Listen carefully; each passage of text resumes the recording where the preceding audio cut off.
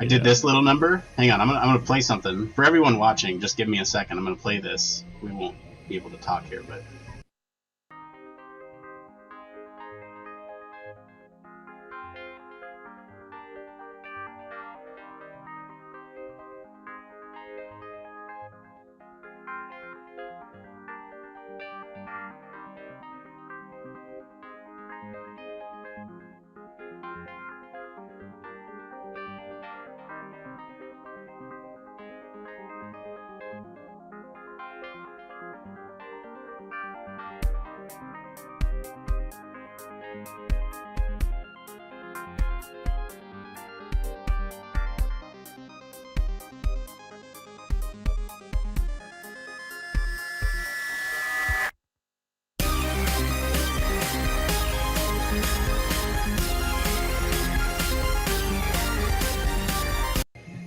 All right, I won't play the whole thing, but that song's a banger, and I love it. And I think we should maybe even start our pre-shows with that going forward, because it gets me pumped, gets me excited. It gives every connected chat platform a chance to connect before we go live. It gives us a little break with the anticipation. Yeah, I think I'm going to redo that video without the HFES logo, and I'm going to make that a thing next week.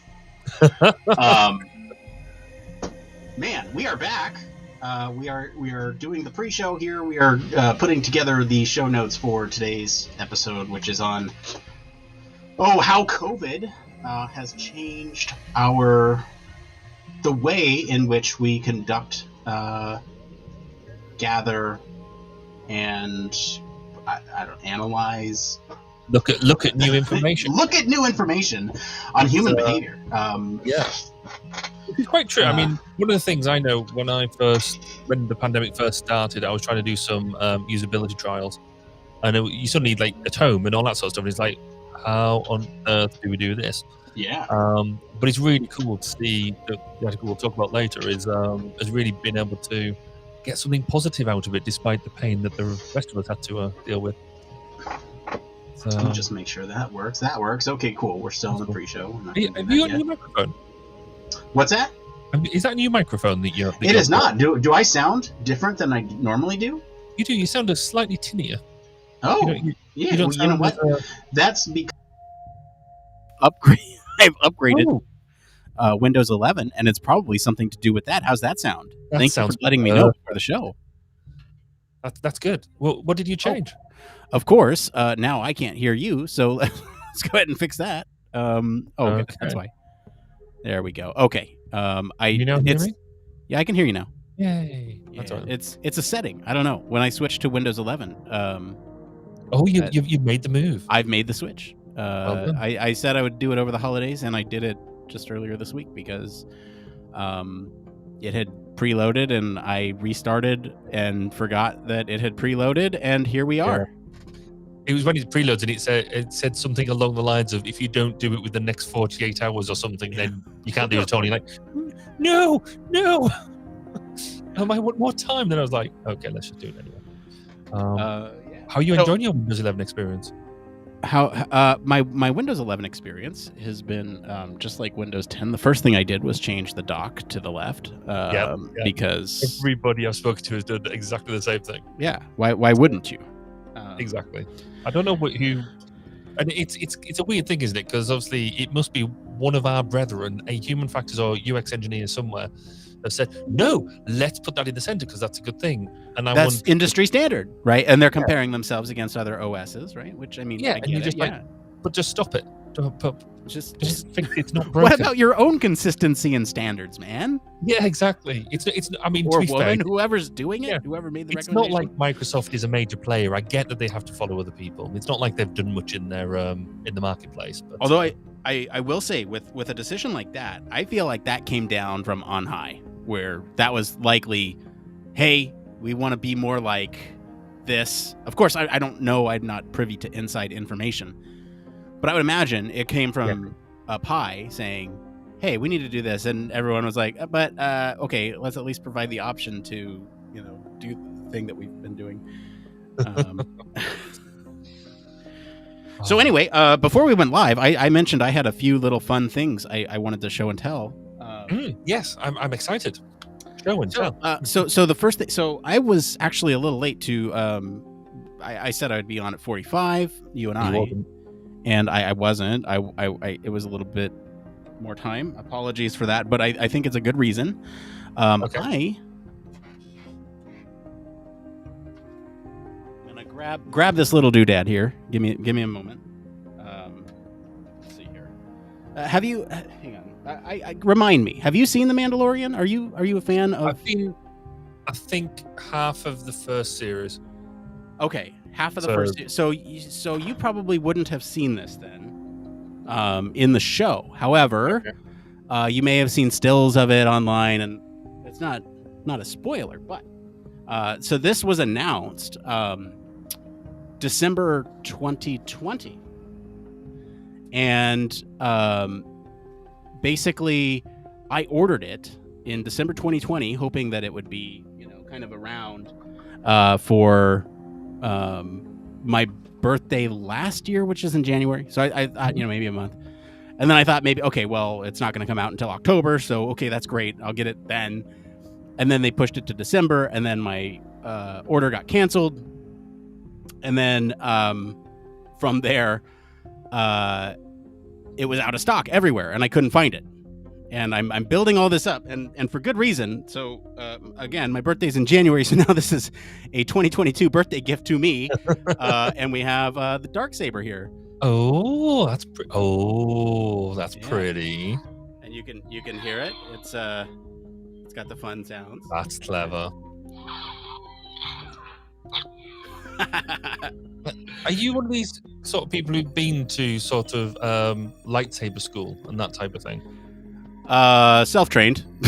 Okay, fair enough. Yes, it's one of my fun things to watch on TikTok at the moment. Is the people doing proper fighting and stuff with them and all that. Oh, okay, yeah.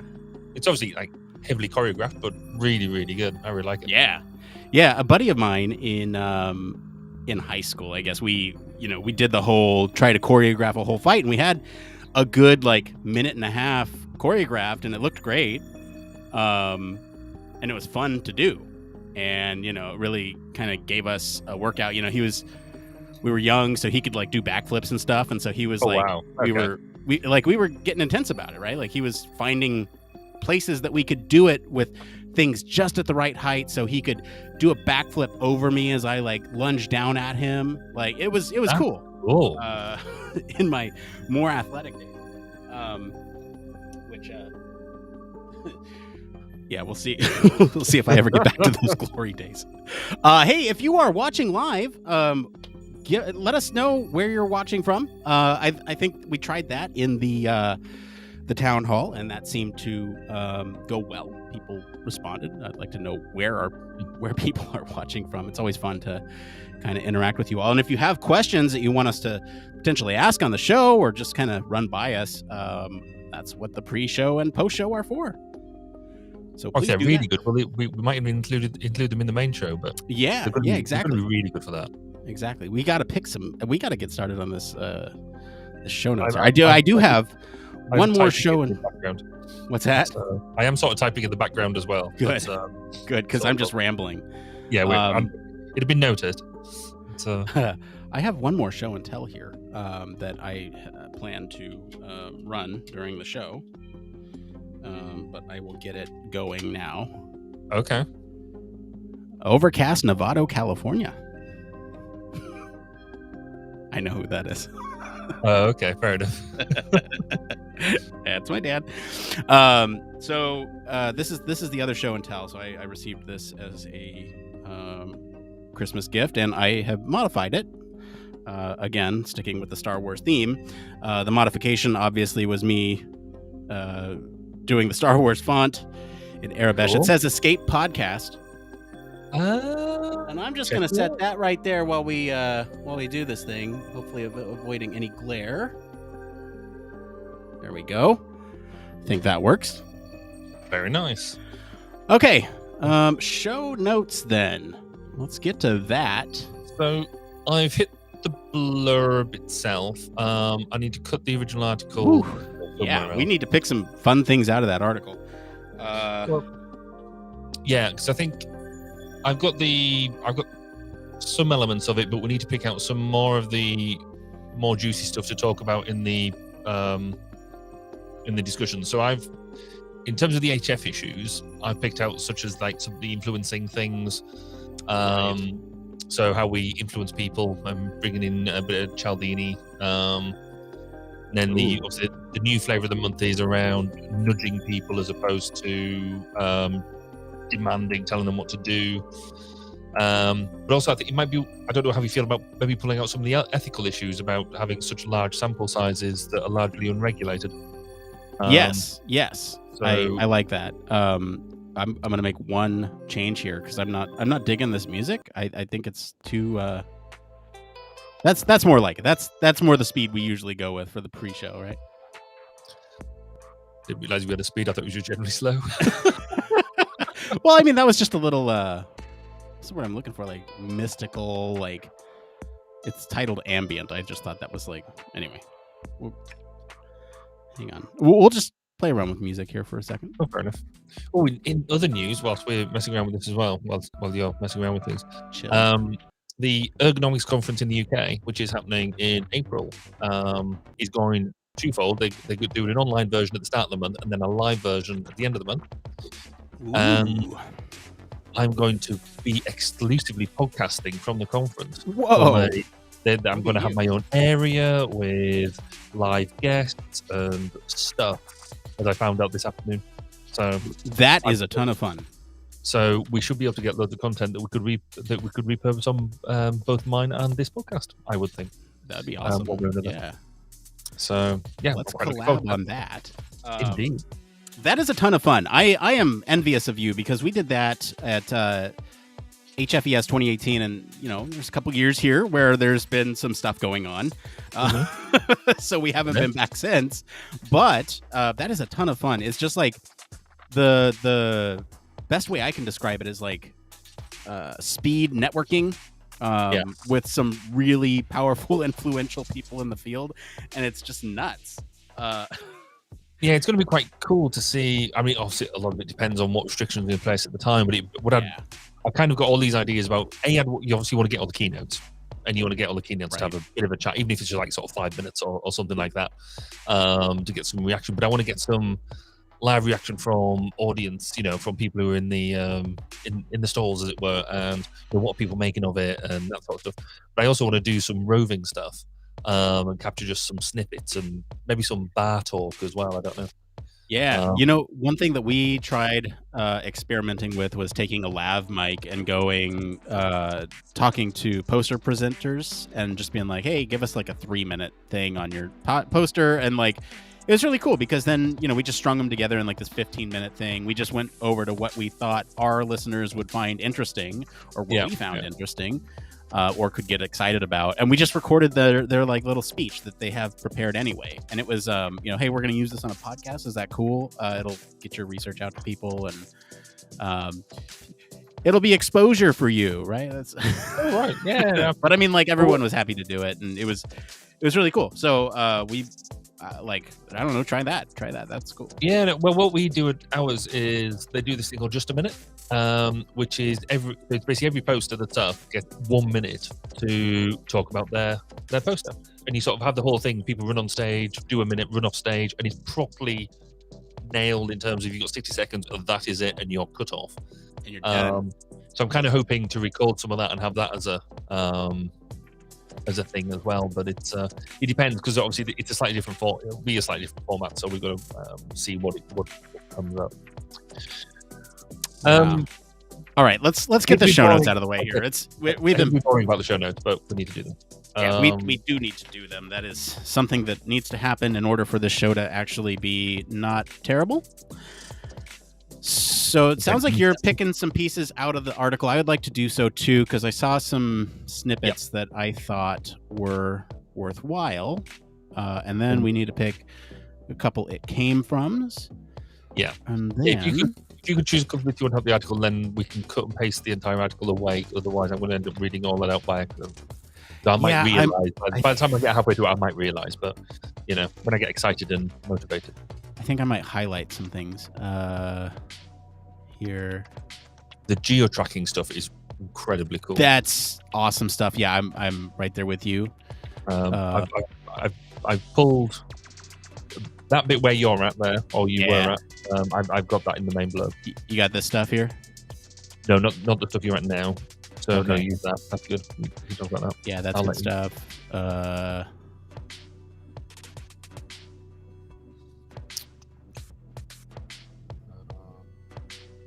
The messaging stuff about who delivers the message. Do you have that anywhere?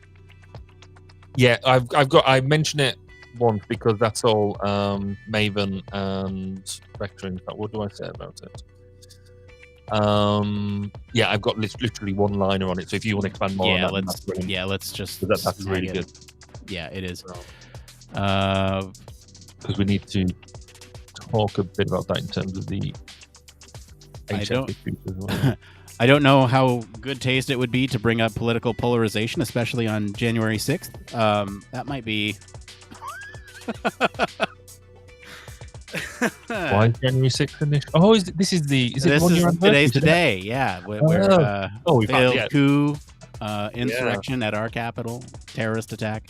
But you didn't tell them to do it. Yeah, exactly. So, don't know how. Let's just stay away from that. I think everyone kind of knows. Yeah, no. What have I said about it? I do. Yeah, no. I've got the one bit on a bit about because there is a correlation between the people who voted Republican and practicing less physical distancing, according to the smartphone geo-tracking, which I'm like, that's just clever. So I've taken the names out of it just to de-inflate it, but it is interesting stuff.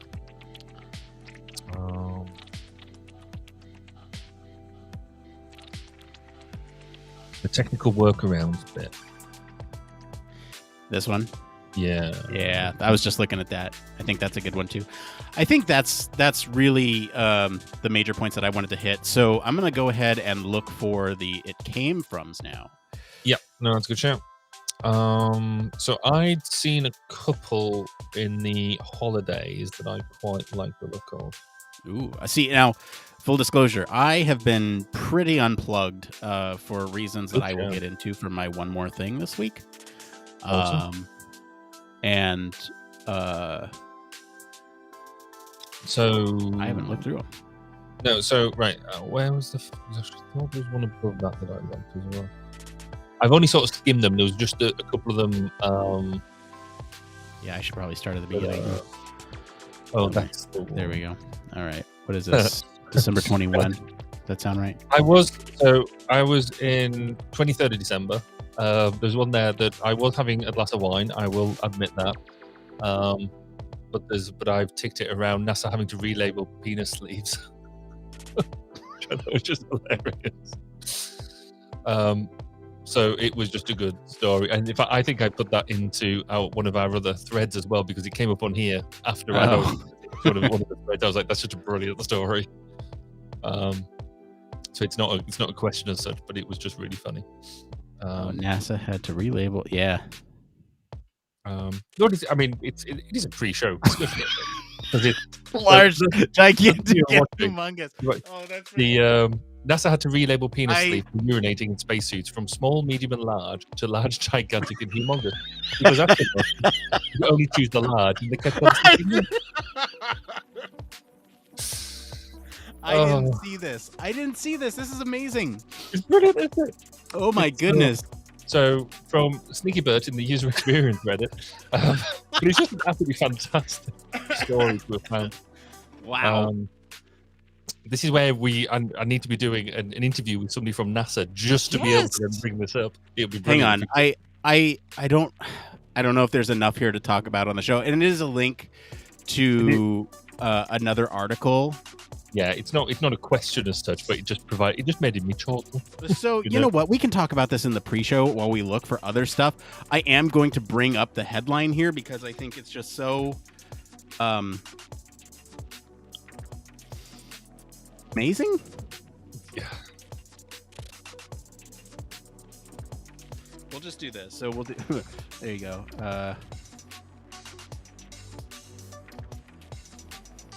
How many characters? Let's see. many characters is this? I can't do the whole time. They keep. There we go. I guess this is as much as I can get in. So we'll just post this here. Look at that headline, everybody. NASA had to relabel the penis sleeve for urinating in spacesuits. That's small, not something you get to see every day. Small, medium, and large to large, gigantic. I mean, it's not even just big, a bit large, extra large, and extra large. They've properly gone for large, gigantic, and humongous. I mean, they might as well have gone for that. Look at that big boy dangle there. Back, everyone. Oh, this is welcome, great pre-show content. We have arrived. 2022. We're starting it off big, or rather, gigantic. I don't know. We've got the most gigantic podcast, the most humongous podcast content coming for you today. Oh god, we really need to find some stuff and get the show notes because we're 10 minutes alive. Okay, right. I've put one in that I had already found, which was full-time job contract, part-time job for 10 hours a week. So basically, somebody's got a full-time job and they also want to do a 10-hour contract on top of that. Okay, yeah, I think that's a great one. In short, dumb idea, but sure. Yeah, it depends, right? That's the answer. But yes, let's talk about it. I've got another one here, when did I ding that? Oh, it was just in the, I think I must have been on Wine again. Not as funny though. But how do you write interview questions for two different user groups of one product? Where there will seem to be one thing to just do one questionnaire to cover two user groups. I was like, why don't you just write two questionnaires? Yeah, but, exactly. But I thought from that perspective, I quite liked it because some people try and tie themselves in not trying to follow a religious process or whatever. And let's do that, and we can talk about the flexibility of the job and Yep. Okay. Right. So let's just put. So I've done most of the heavy lifting now. So you need to find. Yes, I need to find one. I think I found one, a good one here. What's up with the anti-academic sentiment and user experience lately? Good shout. Do we want to do that one? Yeah, I think so. There's it came up actually with a lecture that I did. Actually, it'd be pre-pandemic, but there was, but it really fits really well with something I got asked then, and I can bring that into the discussion. Yeah, that's a great one that I feel. What's the word I'm looking for here? Passionate about. I think. We're not necessarily anti-academic here, although I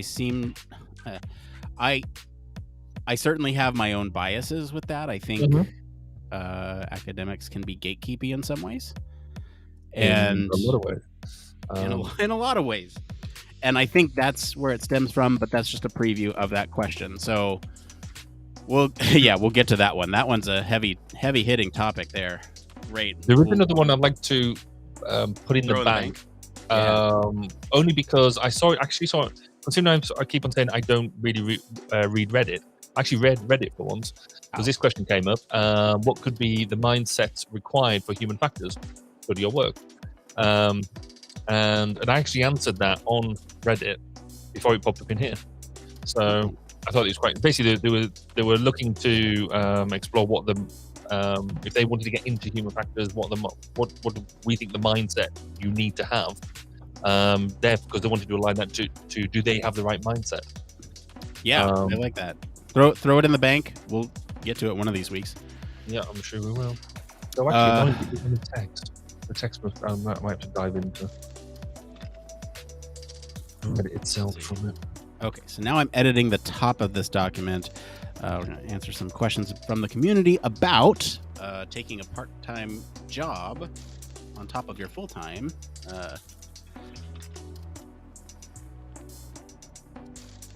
Top of your full-time job. Let's see here. Writing interview questions from multiple user groups and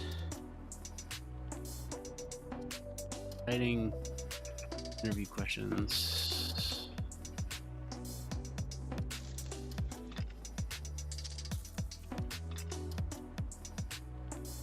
and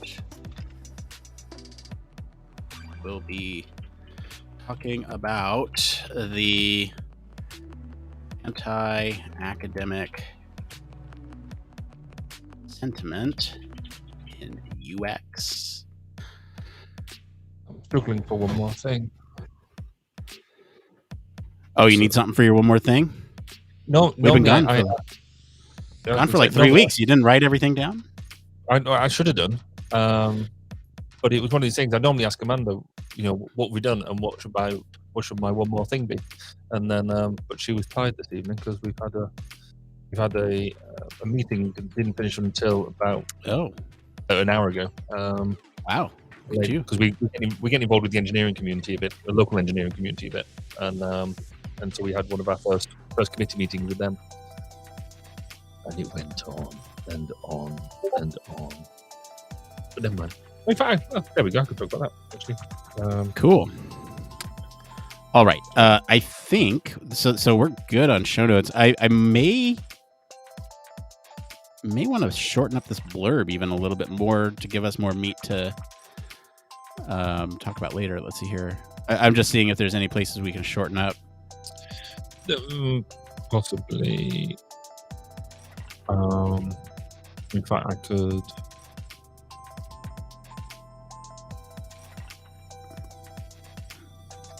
I could actually spell.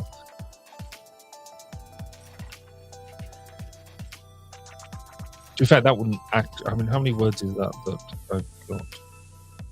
Yeah, I'm not sure. Where do you find words on Google Docs? It's under View. View word count. Or no, wait. Sorry. It's.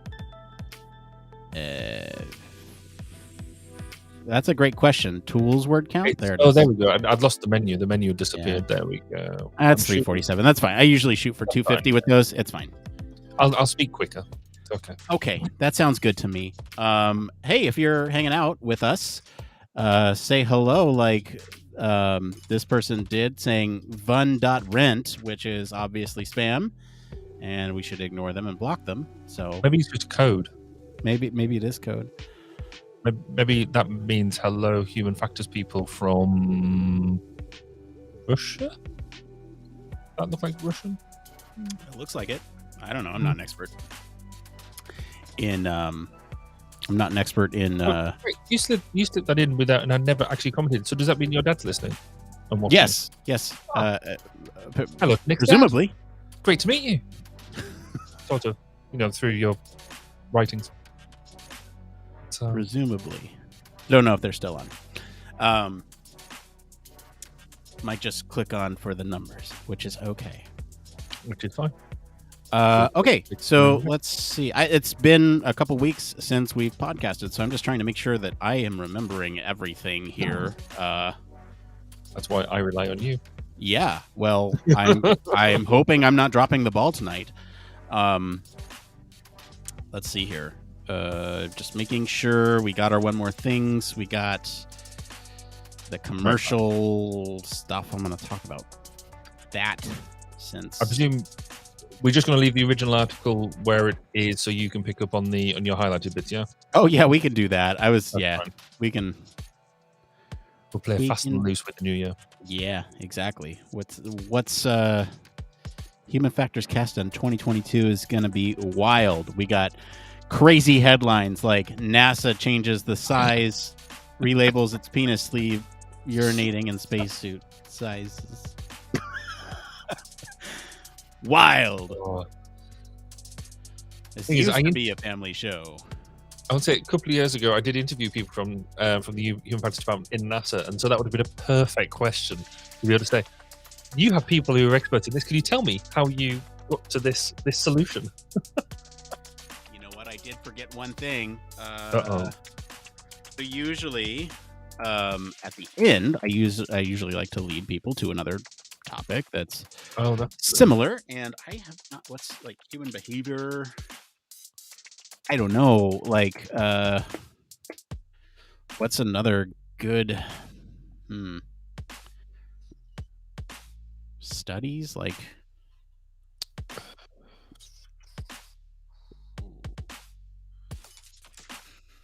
This is quite, I don't know what other episode we've got. Yeah, well, there's not one in recent history that we've done. There's one older one that we could potentially plug.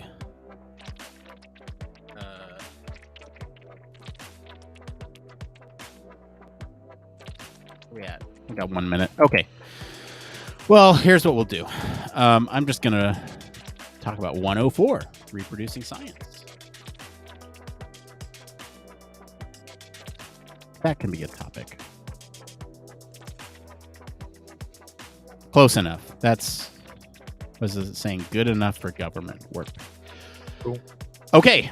If you're hanging out with us, hang out with us just a little bit longer. We're going to go ahead and start the show here, and we'll get started in just a minute. Stick with us.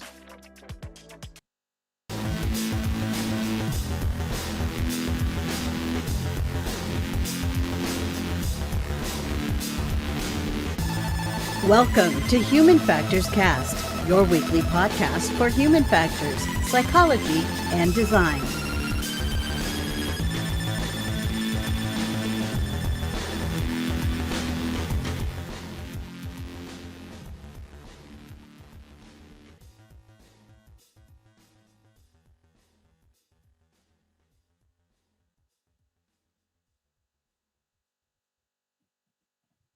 Hello, everybody. It is episode 230. We're recording this live on January 6th, 2022. And this is Human Factors Cast. I'm your host, Nick Roome. I'm joined today by Mr. Barry Kirby. Hello, and a happy new year to you. Hello, and happy new year to you. We're starting this great new year off. We're starting this new year off great. We got a great show for you tonight. We're going to be talking about how Covet has changed the study of human behavior, the way we study human behavior, rather. And later, we're going to answer some questions from the community about taking a part-time contract on top of your full-time job, writing interview questions for 2 different user groups, and we'll be discussing what's up with the anti-academic sentiment in UX. But first, there's a couple programming notes or community updates that I'd like to tackle at the top of the show here. For all of you following along with our Team C's coverage, we have produced a series of seven standalone Human Factors Minute episodes with some fun cameos from folks around the lab and around the world. If anyone listened to our St. Nick episode. That is out now, and quick Team C's update, we did it. We were able to raise $30 million to remove 30 million pounds from the ocean on January 1st. It happened on that day. So wow. Congratulations, everyone that donated. We did it. Yay. Good job.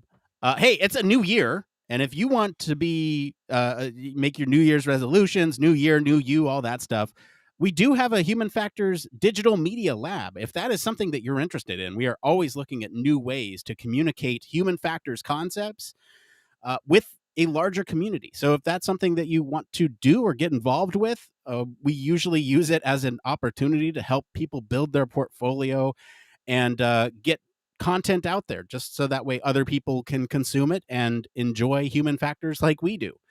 If that interests you, please reach out to us on any of our social channels, or we have a Discord as well. Feel free to reach out on our website. We have a voicemail opportunity you can do there. We reach out to us anywhere. We're kind of everywhere, and we'll look at all of those. But we have gone on long enough. We know why you're all here. It's a new year. It's a news year. So let's go ahead and get into the news.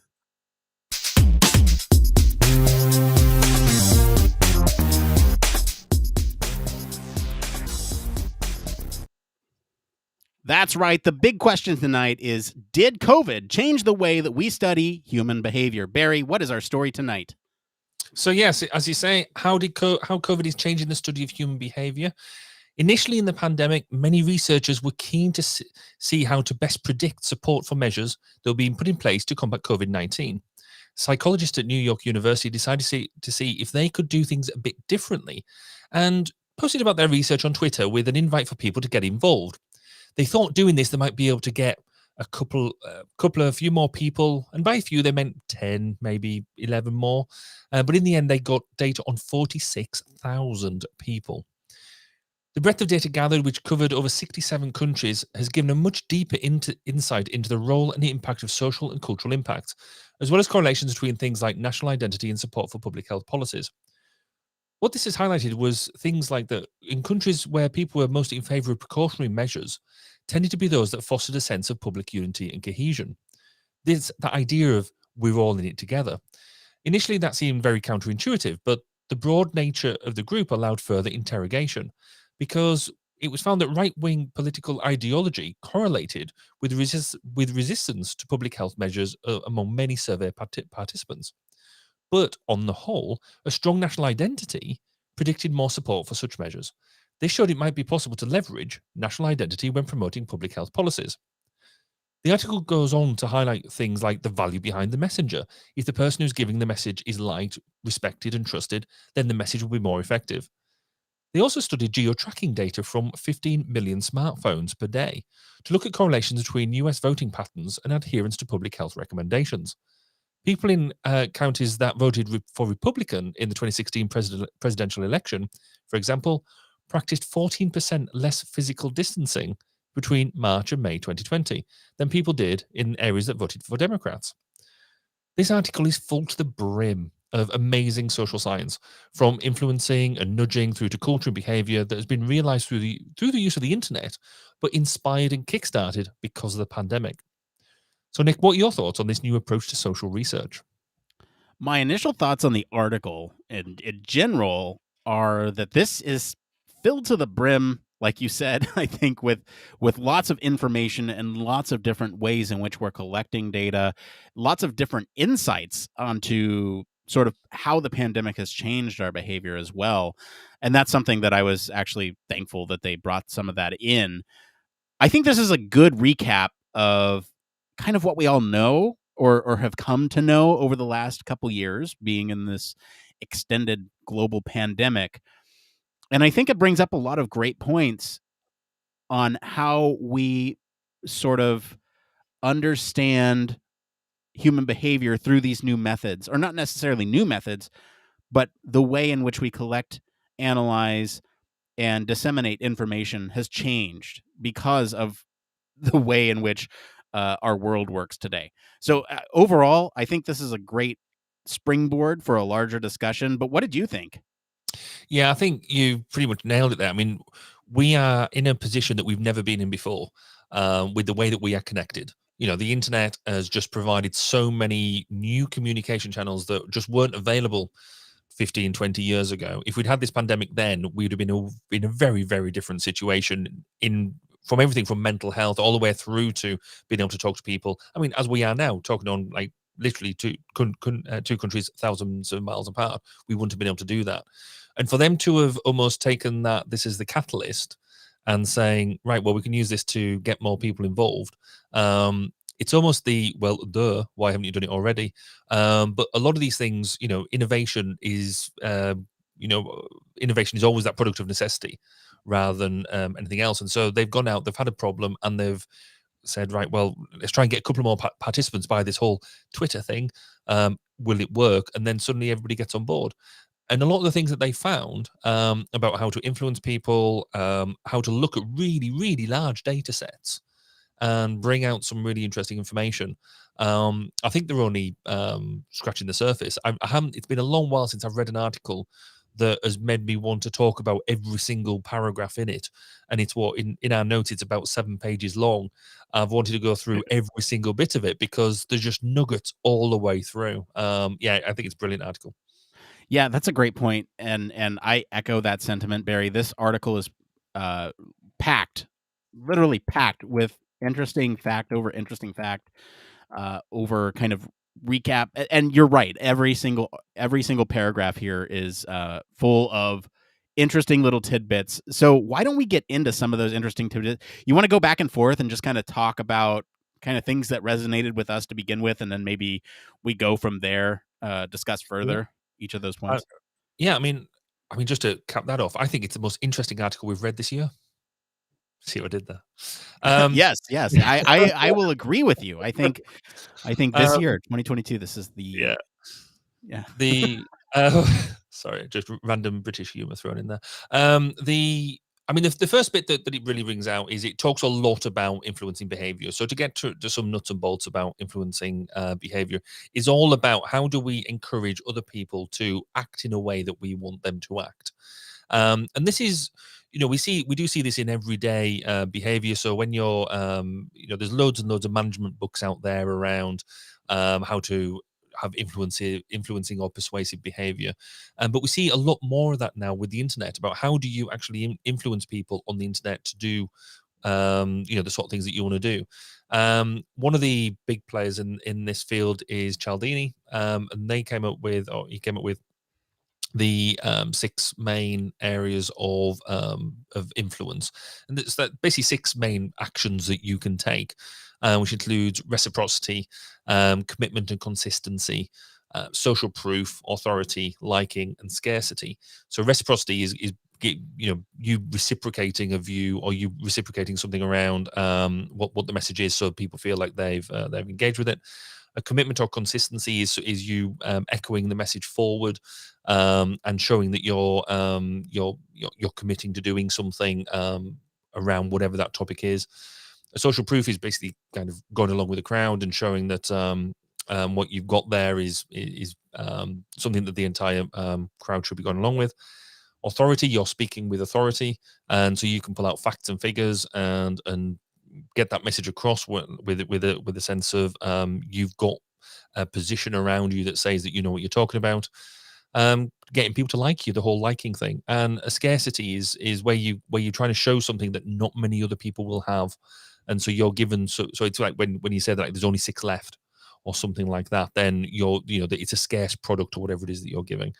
And the new one is around that's sort of coming in more current research, and it was highlighted to me by Professor Phil Morgan the other day, is around curiosity, engaging people's curiosity, getting them to find out more about things, particularly on social media now. It is quite a big thing. So that whole influencing and persuasive behavior is really highlighted within this article quite a lot. Yeah, that's a great observation. I think that's a good primer, like Human Factors 101 or even Psych 101. I feel like that's the last time I heard Cialdini talked about, but that's a great kind of primer for talking about this article through a human factors or psychology lens, because you're right, there are so many different factors at play here that influence the way in which we receive a message. And messaging is incredibly important, and it's something that I, as the leader of a human factors communication lab, focus on, and something that is really important to me as a science communicator, because if we can't communicate these concepts to people who are listening to the show or consuming our content, then we're failing at our job. And so maybe I should brush up on Cialdini and implement some of these persuasive attributes into the way we do things here. But let's talk about a couple points here. I want to bring up the one about, in terms of persuasion, who delivers that message, right? And sort of their credibility.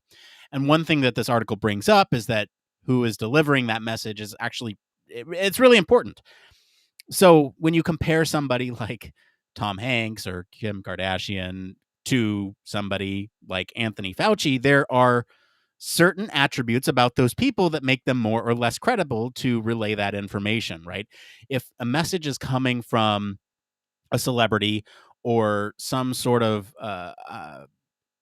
social influencer, even though they might be an influencer, that message will not be taken at the same credibility as it would be if it was coming from somebody else who's a government official from the U.S. National Institute of Allergy and Infectious Diseases, right? Like that is the difference. And so having sort of the pedigree and the credentials behind what you're saying is really important, right? I would not trust I would not trust a mom on Facebook to relay information that is less than that's questionable. Let's say it that way. I would want to go to the source and say, well, where's this from? And if it came from Fauci, then I would be more likely to believe that. And then I almost hesitate to even say this, but there have been decisions made in the last couple weeks where it's like, do we now, does the credibility of some of these institutions like the CDC come into question when they are giving recommendations without reason? I don't want to play into that. I think there are motives for giving recommendations, but again, it's like there's an incredible power that comes with authority to communicate a message, and it's something that's really important and can't be taken lightly. The people at these institutions, the people who are the face of these institutions, need to, and I think they do understand that there is an incredible responsibility that comes with communicating these things, and admittedly, that's a lesson learned by these people throughout the course of this. They have said things and gone back on it, and the messaging has been contradictory at times, where like, hey, we don't know anything, quarantine for 14 days. Okay, now we know some more information, quarantine for 10 days. But last week you said 14. Well, yeah, that's how science works. We figure out more information as we go on. And I think there's been sort of a public fundamental misunderstanding about how science works. But then that's also an opportunity for us educators to come in and say, no, this is exactly how it works. We kind of go with a conservative estimate to begin with, and then we refine based on new data. And I think a lot of people just want answers now. And anyway, I've been going off on a rant. I'm sure there's things that you want to jump in with. No, I think actually this is for me one almost a critical thing that the pandemic has shown us, that what we've gone through with COVID-19 is that, as you quite rightly say, before the term influencer came around, I used to call them vectors, so social vectors on social media, about who could you get a message to that if they get the message out, then will amplify what you're talking about. And yes, the better the vector, the better value the vector, the better reach you're going to have in a message. But what we've also found through the through the pandemic is social media influencers who were didn't realize the power of what they had, and they were putting out messaging. And we found this in the UK. There was we have our the people who are briefing out on the news, the chief scientists and this, that, and the other, and they were briefing out. And then you had some pop stars who were saying, actually, no, the injections don't work. And there was a famous pop star who sort of came out and said that he had bad consequences against a friend of her cousin's boyfriend's, really tenuous link, as they do. And they didn't realize that actually maybe they did, that actually their messaging would almost be seen with the same value as this eminent scientist. And so we as general public, we don't necessarily weigh the people up in the way that we anticipate. And actually, and this article does go into some of that, about how different people are perceived, and maybe not in the ways that we anticipated with that. And you sort of look at some of these other bits. I mean, this whole bit about the geo-tracking, I just thought was absolutely fascinating, because now everybody's got a mobile phone. Everybody's got that piece of hardware on them that is GPS enabled, that allows you, if it's with all the right ethics in place, to understand at almost a meter detail what their movements are on a day-to-day, hour-to-hour, minute-to-minute basis, and be able to correlate that between their activities, actions, and opinions. Just the possibilities of understanding human behavior at this point are really, really exciting if you're on our side of the social research thing. The fact that we really love our social research, we love our understanding more about how people are engaging and this, that, and the other. But it's also terrifying that if this type of thing could get into the wrong hands and is abused, just how much what are them sort of possibilities, which this article doesn't go into at all, but I think it's certainly something of a future article And one of the sort of bits I'd sort of put around the ethical issues around this type of working with such a large community, because it's online, it is quite self-selecting. We know that the social media is full of anonymous profiles. Well, what's to stop that happening? And how do we deal with that? And the idea of fake profiles and skewing data in a large scale way, which I'm pretty sure wouldn't have happened with this study because of the nature of what it was doing. But as soon as more people get really clued into what's going on, then I can see that being a factor in the future. But I've waffled on enough. What was your what did you think was another big thing that came out of the article for you? Yeah, before I get into my next big thing, I want to piggyback off of what you just said. I think in our 2021 recap, we talked about a story where there was this TikToker who actually shared scientific studies, and they got inflated to knocking over cans over here. They got inflated to demographics that the scientists weren't looking for, and they were spread widely because of this TikToker's influence. And I think that is a huge change in which we're seeing from the way in which we're collecting scientific information before, and thinking about collecting data on people. You brought up the geo data. There's also sort of this trend now, obviously, with everybody working from home and being confined to certain spaces, being unable to interact with people in a physical environment. There's sort of this increased reliance on these internet-based surveys.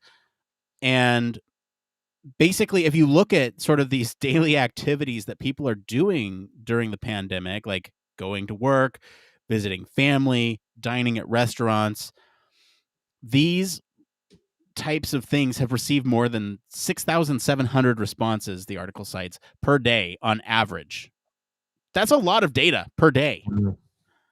Yeah. And so when you look at this combined with political partisanship, which is appropriate, I guess, or inappropriate to talk about on January 6th, I don't know. If you look at that, right, and you look at the role that plays on safe behaviors for working in or interacting in COVID environments, right? Republicans were nearly 28% more likely to be mobile than Democrats were. And this gap was widened over the study period from April to September of last year. And so it's interesting to see a partisan breakdown and the fact that this pandemic and human behavior has become polarized because of political affiliation or other reasons. And I find that fascinating. I think longtime listeners of the show know my political leanings. And it's like, I'm frustrated by it. I think a lot of people are frustrated by people not following the rules. And a lot of that comes down to communication. If, let's say, certain public figures who identify on that side, right? If they were to come out and sort of reinforce, or if they did this early on, if they were to reinforce these behaviors and say, we need to do this in order to stop the spread, I think this could have played out very differently than it did. And it's fascinating to see that there's such a huge divide, not only in ideology, but also in behavior itself. I don't know. That's another fascinating point to me. Do you have any other fascinating points that you want to discuss here? Yeah, no, I mean, I guess just to follow up on what you're just saying, I mean, it's quite interesting that here in the UK we do have more of a right-wing government, but one of the I remember an early discussion that was had right at the sort of before the lockdown was called here in the UK about just how early or late to call it, because they knew. Because the work that they'd done around the social science, the social studies, and the experts who knew at the time, and I think we've learned a lot, but certainly the belief then was this was always going to be a time-limited capability, that if you have the right messaging, it would be, everyone would get behind it, which I think this study has actually borne out, that that if you give a clear messaging about why it's needed, what is needed, time bound it, jobs are good, and people stuck to that. That was really, really good. But then after a period of time, then people get fed up, people get bored. And so it was always going to be, how do you then manage the coming out of the lockdowns and things like that? There was always going to be more of an issue. And that's where now we see huge partisan divide that you want, and politics itself. People are playing politics and using it as a political tool, which again is all down to human behavior. It's all about now trying to maximize what it is that they want out of the situation, because they now feel safer that they can do that. It's just, I just find the whole thing now just utterly fascinating.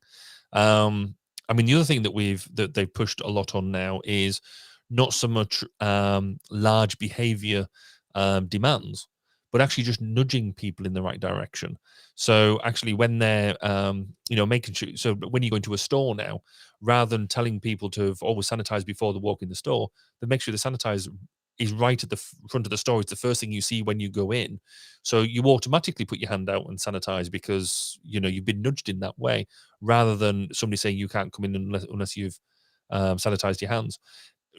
Really nudging people in the right behaviors is still a relatively new branch of behavior science, which I think has been really truly developed through this COVID period. Yeah, I agree. I think the nudging is fascinating to me as well. Reducing those barriers, making those barriers smaller to these pro-social, pro-pandemic safe behaviors is interesting. And the lower those barriers are, the easier it is for people to do. Let's say, like you said, I think the hand sanitizer example is a good one. Another one is also kind of sort of reminders everywhere that your mask should be above your nose. So it's not only saying that you need to wear a mask, but it's saying how to wear it properly. And I think those subtle nudges are going to be effective in some cases, maybe not in extreme cases, but I think certainly they will be effective to some. I think one other point for me, and maybe this will be my last point here with this article for me, is sort of what this has done for research that is typically done in physical environments. And, I think there's sort of, the article points out here that there's technical workarounds that a lot of people have been implementing and could actually end up strengthening science. So there's a researcher, Alexander Holcomb. I'm going to mess that up. Anyway, a psychologist at the University of Sydney, Australia, who studies visual perception. And it's a very narrow area of science where people weren't doing online studies before the pandemic, because if you have visual perception, there's very specific controls that you need in place in order for that to happen.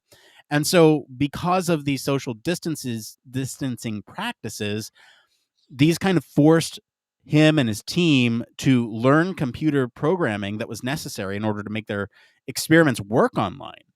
And one sort of benefit to being able to do these types of studies online is that you get this massive sample size. As we talked before, you get much bigger sample sizes than you were able to do in a lab. And so sort of using the pandemic as a forcing function and pandemic requirements as a forcing function to modify your materials in a way that gets access to more people is going to strengthen science in the long run, because then you have a larger sample size to generalize to. And it just overall kind of helps with data collection. I don't know. I find this one really fascinating because this has a lot of parallels to like usability studies in industry, right? A lot of us do usability studies in industry where we'll go out to a location and actually watch over the shoulder and record a user performing a task, especially if it's an ergonomic task where they're interacting with physical elements. And so to be able to sort of set things up online and get all that information remotely is hugely beneficial. Do you have any experience with modifying your in-person stuff for online stuff? Well, yeah, I mean, that's what I spent most of the pandemic doing. It was certainly right at the beginning, there was a whole lot of stuff that we had to do. No, there was no other way. We had to do it physically. There was security implications. There was all sorts of, there was no other way of doing it. We were going to do it. But as soon as the pandemic hit, everything changed. And that really, I think, brought a real sense of, right, what is truly important here. So there was some stuff that we just couldn't do and we couldn't get around. There was no way we could do it, but there was a lot of other stuff that we actually could. And I think really, going in with the whole message of what this whole article is saying, the pandemic has really given us an opportunity to almost step change the way we think. It's allowed us to sit there and say, right, we can do things in a different way. Everything from working as well as conducting studies, your day-to-day tasks can now be done. You can make value choices between, well, do I need to be in person to do something, or can I do it remotely and crack on? And I think this allows us now to value that face-to-face interaction. So I've been, we back in Wales, here in the UK, we're back into almost a lockdown where we have to work from home unless we really have to be in the office. And it made us think, right, well, what is it that we value about being together as a team, and being running a company that prides itself on innovation, innovative thinking. We do a lot of whiteboarding, and you sort of think, well, actually, yes, we can do a certain amount of whiteboarding through Teams, Zoom, and whatever other platform it is that you want to use. But is that of the same value as an in-person whiteboarding experience? And we come to the conclusion of, actually, it's not a bad second, but it's still a second place. And so we've sort of put into our justification, into our COVID risk assessment, that if we need to run an innovation workshop, that needs to be that needs to be face to face, because we now value so much more. We can't take it for granted, that face to face interaction. And so I think this article is all over that. I think it's that the fundamental thing of, let's just value people's interaction. Just going to be so high on the list of what we do now going forward. Yeah, that face-to-face interaction. We talked a lot about that in our episode on innovation and working remotely, and that's a good conversation if you want to listen to that. Did you have any other points on this article you want to make before we head out? No, I just think it's a fantastic article. I really like it. Yeah, it's an absolutely fantastic article. Please go read it if you can. Huge thank you to our patrons and everyone on Twitter who selected the topic this week. And thank you to our friends over at the Scientific American for our news story this week. If you want to follow along, we do post the links to the original articles and our weekly roundups on our blog. You can also join us in our Slack or Discord for more discussion on these topics. We're going to take a quick break, and then we'll be back to see what's going on in the human factors community right after this. Human Factors Cast brings you the best in human factors news, interviews, conference coverage, and overall fun conversations into each and every episode we produce. But we can't do it without you.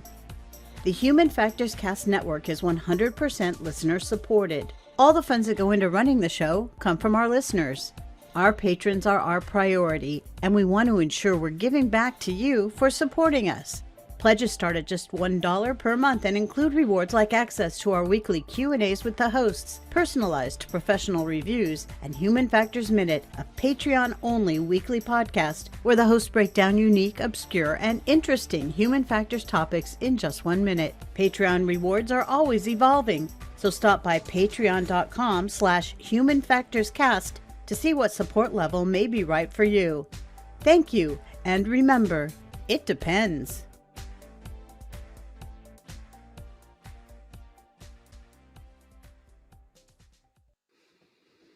Yes, huge thank you, as always, to our patrons. And we especially want to thank our honorary Human Factors Cast staff patron, Michelle Tripp. There's something you may not know about our patrons. We do have a tier for sponsorship. We really do like to keep this show ad-free. And so this is a only one person, entity, company can do this. And we will be selective about who can do this. But basically, in this tier of sponsorship for the show, instead of that Patreon commercial that you just heard, it will be whatever they want us to read. They'll get 150 words, approximately 60 seconds of our time for us to read their pitch on whatever it is for a show sponsor. Now, look, like, we're not going to just pick anyone, and we do want to be selective about these show sponsors. We want to make sure it's relevant to you all. It's just something that I'm not sure how many people know about, first off, but like, this could be a human factors company looking for human factors or UX practitioners that they need to hire for work. And so that might be a good way to get that out to an audience that's very targeted at human factors people. And if you're not looking for a job, great. You don't have to listen to it. Just skip through it. If you are listening to a job, then it could benefit you. This could also be for a product, like for usability research or user testing or anything like that, that might actually benefit you that you didn't know about. We don't have any sponsors right now.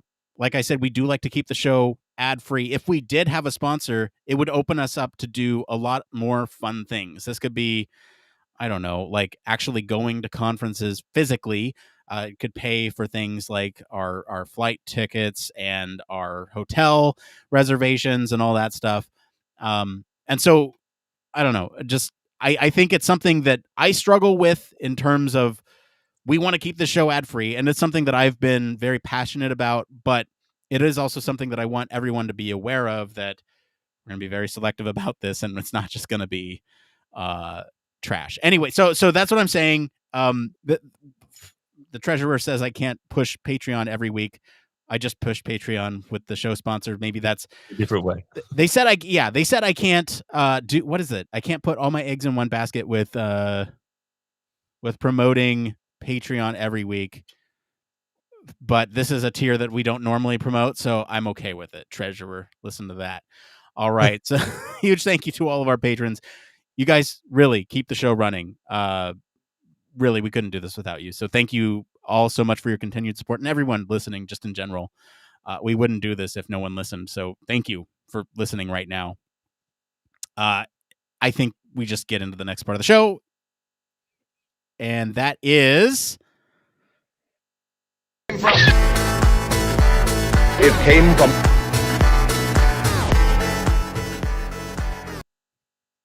That's right. It's Nick messing up the buttons. It came from... This is the part of the show where we search all over the internet to bring you topics the community is talking about. If you find any of these answers useful, wherever you're at, just give us a like to help other people find this content, so it might be able to help them too.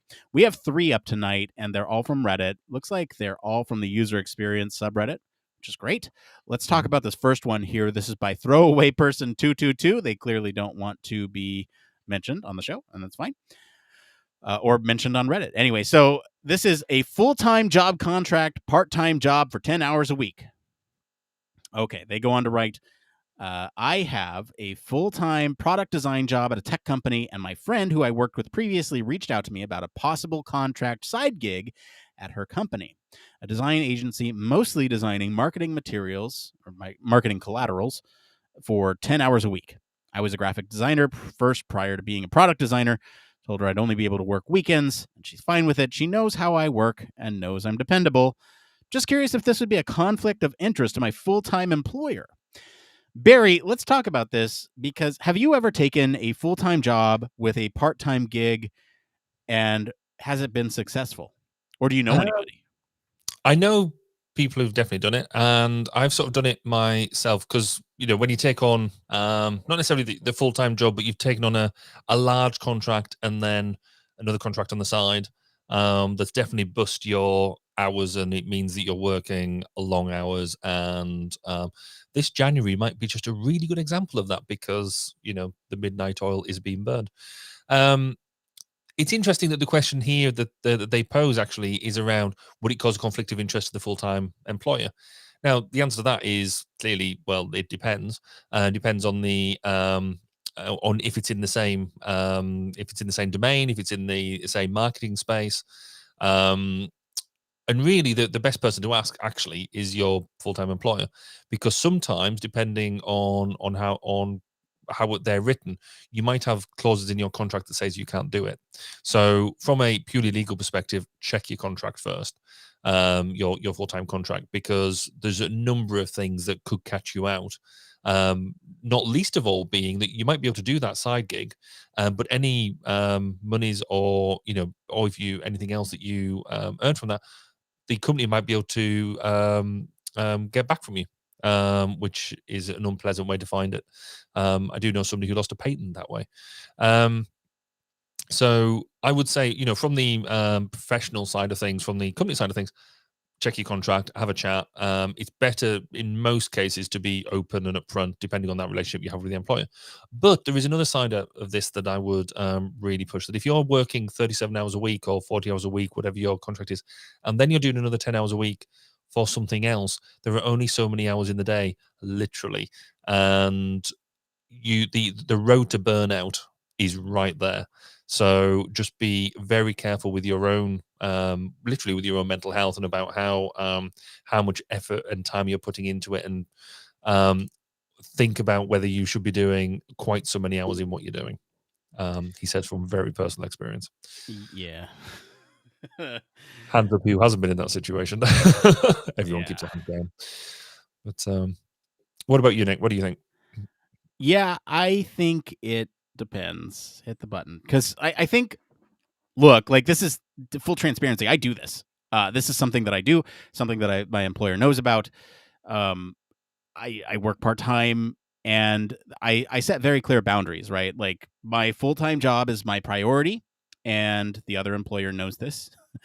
And it's one of those things where, yes, you need to read your clauses, read the job offer, read all the new hire material, check with HR and make sure that they know what's going on and that you're fully transparent. Don't try to play it off on the side. I think there was an article in the middle of last year that was talking about two people who worked at the same two companies, and they just kind of hired each other and just said they were doing all the work, and they were full-time at both places.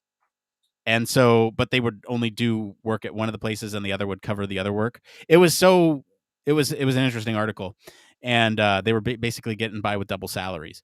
Don't do that. That's my word of advice. Don't do that. I think it's, to me, there's only, like you said, there's so many hours in the day, and so something will need to take a hit, whether that's one of your hobbies that you do in your free time. Just be prepared for that, and do communicate with both parties, right? Both the part-time and the full-time, about your commitment. And I think the biggest part of this is to build in flexibility with that part-time and say, look, I don't know if I'll be able to commit to 10 hours a week. I can commit to 5 with maybe a flex to 10. And I think giving a range will give you the opportunity to not get burned out, right? 1 extra hour a day spent on this thing might not burn you out. It may burn you out. You don't know. And so just kind of, what's best for you. Just do it. I don't know. I'm going to move on to the next one here. That was a lot. We'll talk about mental health later, but anyway, how do you write interview questions for 2 different user groups of one product? This is by Jalindrail on the user experience subreddit. They go on to write, right now I am doing Google UX certificate, and I am preparing for the first user interviews. The product I'm doing research for is an app remote psychotherapy. Okay. And the problem I have right now is that there are 2 user groups with different pain points and needs. How would I write interview questions for that product, since everybody should be asked the same questions? Can I pull this off? Do I need to narrow down the project scope and have it for one user group only, like an app just for patients? Thank you in advance for your feedback. So Barry, how do you handle asking 2 different user groups 2 different sets of questions? Exactly like that, and not the way that they're suggesting it. It's interesting where they say that the biggest constraint is that everybody should be asked the same questions. Why? They absolutely shouldn't. If you've got 2 different user groups that you're coming from 2 different perspectives, then that is 2 different questionnaires right there, because you're setting yourself artificial boundaries, and the insights that you get are just going to suffer for it. So fundamentally, yes, you either need to narrow down the scope and just look at one of the user groups, And if that, if that's part of what you're doing as part of your certificate, so look at the just the patient's bit or the practitioner's piece, and just do one bit and do that well. If it was for an actual product and you're doing this as part of your day job, I'd be saying it's 2 questionnaires. You're looking at 2 facilitated groups, and pushing it that way. You can't do it all. One questionnaire will just not do it all. That was simple. Have I got it wrong, Nick? What do you think? No, I agree. And I'm not going to waste my time talking about this because I think you're right. 2 different questionnaires. That's it. That's the answer. Tailor your products for the people that you're talking to, the user group that you're talking to, and look at it one user group at a time. Or if you do multiple user groups, build that in. You need to be able to collect feedback from them. There's no one size fits all. And it is interesting, actually, that this is not the first question we've had around a study-based query, and it's almost like that a lot of, and I might be doing a lot of courses a disservice, but we don't seem to push tailoring as much as I think we need to. It's almost one of the first skills that an HR practitioner needs is how to really, take the step back and look at the question, and tailor, make sure that you've got the scope to tailor your answer to the output rather than trying to just answer the question straight away. Yeah, anyway, sorry, that was an aside. No, that's the skill set. You need to be able to do that. That's the skill set. All right, I'm going to get into this last question here. This is, what's up with the anti-academic sentiment in user experience lately? This is by Luxury UX, again on the user experience subreddit. They go on to write, I just wanted to get a temperature check on something I've been noticing lately on social media and many self-published UX articles. I'm seeing a lot of UX professionals bashing the idea of people going down the route of college or university to get into user experience or user experience research. I'm seeing more and more people working in industry touting the degrees don't matter rhetoric. And to be honest, while there is some validity for things like skyrocketing tuition or admission scandals, I'm finding this type of advice becoming more and more common and troubling. Personally, I know many folks that took a more formal route via academia to build a solid foundation of knowledge and are great at what they do and credit higher education for building that foundation. I've been seeing many UX gurus on Twitter, YouTube, and Facebook giving advice to folks not to, quote, waste time and money on university to launch a UX and just take a short online course or boot camp. Why, as an industry, are people steering folks away from pursuing knowledge in an academic setting, as well as openly trashing folks who do pursue higher education? And to be candid, I'm finding this sentiment alarming. I don't know any other industry that openly trashes people for pursuing higher education as much as UX or design roles. What is the motivation behind this? Now, Barry, that is a lot to unpack, and I want to ask you your opinion on this because you are not academically trained, right? You are self-taught. Yeah. And so I'm sure you have some very interesting thoughts on this. Yeah, I mean, certainly if you take human factors and user experience as largely the same thing, then which I'm sure that caused an argument already. We see a lot of this all the time, and I think largely it's just down to UX still being a comparatively new discipline. So it's trendy, it's new.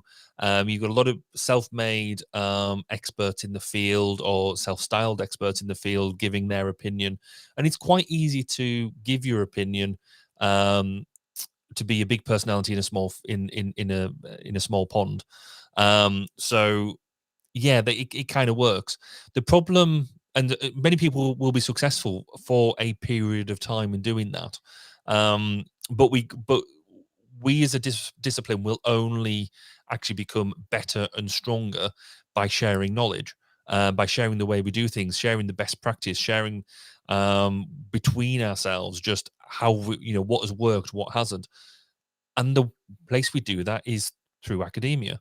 So when you sort of get to that point of you've learned a new technique, that's great. It might work for you, but it's actually academia that will take that, rigorously test it, and put it into a form that that has some scientific backing that can say, yes, other people should go and use it like this. Might not be exactly the way that you did it, because it'll have brought in other things as well. I have seen, gave a presentation, and I sort of do a futures presentation every now and again at a couple of universities, and I sort of, quite happily point out that my background, my degree is actually in command and control engineering. It's not in human factors. And so somebody had turned around and said, "Oh, do you not think, because I do research, do you think your type of research is better than academic research? Why do we bother with academic research?" And you kind of have to get into the fact that, yes, I do research, and we do what I loosely call quick and dirty research, but that can't exist on its own. It can't exist in a vacuum. It sits I basically stand on the shoulders of giants, that I have to take academic research, and the part of the skill in what we do is take some of that and make it in practical and applicable. So I think I've always believed that academia and industry have to have a strong relationship. It can be an uncomfortable relationship, because there is personalities in both fields. There is people trying to, ego comes into both fields very strongly. I just think that I don't think UX and academia are the first people to have this problem. I think it happens in most domains. It's just that UX is the new boy in the class. Very much, and so it's the latest topic. But it happens. Yeah. So for me, I am trained in academia, right? That's my background. I from that background, in many cases, and I think I hate the both sides argument in politics, but I think it's actually valid here. I think there's some things going on both sides of this spectrum of UX and or industry and academia that plays a role here. I think academics tend to look down on those in some cases that have risen up from doing work as experience in UX or human factors, and said, well, you don't have the same training I have. I went to school to do it, and therefore you are lesser than me. And I think this whole "you don't need degrees" is a kind of pushback to that gatekeepy attitude. And I think one thing that I'm really passionate about is sort of breaking down those barriers. Don't make it gatekeepy. Make things available to everyone. Because industry is using, like you said, there's this relationship between industry and academia where academia tests it and industry uses it. And so they need to be able to trust that research. And it's like, if you have people coming from academia into industry, then they inherently trust that because they've been through those rigors. They know what it's like. I do want to comment on one little line here. There's a line that says, "I've been seeing many UX gurus on Twitter, YouTube, and Facebook giving advice to folks not to waste time and money on university to launch a UX and just take a short online course or boot camp." You want to know why that is? They want you to take their short UX online course or boot camp and waste your time and money on that instead of academia. And it will be very short and focused, and you'll learn a lot, but again, it's how you value your time and how you value any pieces of paper that go in hand with what you learn. So I don't know. I think there's a larger disconnect from both industry and academia that needs to be bridged, and that's something that I in the Human Factors Cast Lab, I'm focused on that because we need to communicate the science out to industry. And that's something that I'm really passionate about as somebody who works in industry. So anyway, let's just get into this last part of the show. It's one more thing. It needs no introduction. So let's go ahead and get into it. Barry, what is your one more thing this week? Well, in many ways, it's a bit one of them things that we in Wales are back into lockdown. So that kind of brought us into New Year with a bump that we're back to working from home. And it's sort of been one of these ones now that you sort of really hit. I really want to be working in the office. Through the first lockdown, it was very much of the, oh yes, it's a new experience. You get that almost that thrill of a change of all that sort of stuff. Whereas now I think we are very much into that. I just want to get over this and get back to normal, whatever normal is going to look like. But one of the things that's happened today, which I thought was really quite cool, is as well as I mentioned earlier, my background is actually in command and control engineering, and I get involved in some engineering communities. So the Institute of Engineering and Technology, I've done the thing that that I swear I wouldn't do, which is take on too many things, and I've joined another committee.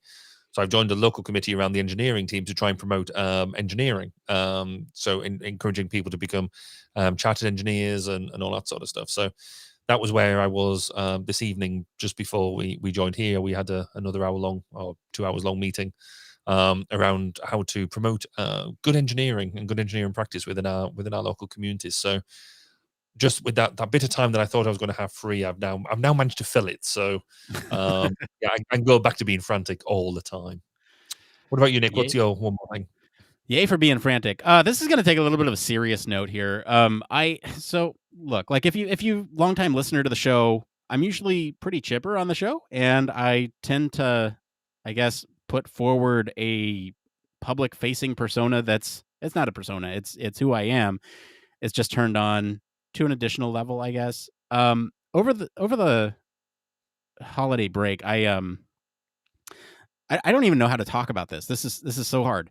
So over the holiday break, I kind of read some experiences online that kind of mirrored my own. I was struggling with getting the motivation to even do basic household chores like cleaning the dishes or cleaning the kitchen, sweeping, or even just getting off the couch. It was a lot. And so I also found myself in patterns of sort of these behaviors where I knew I was doing something wrong and I couldn't necessarily correct it, and found myself either hyperfixating on something that I wouldn't be able to put down until it was complete. And it often detracted from other higher priority things around the house. And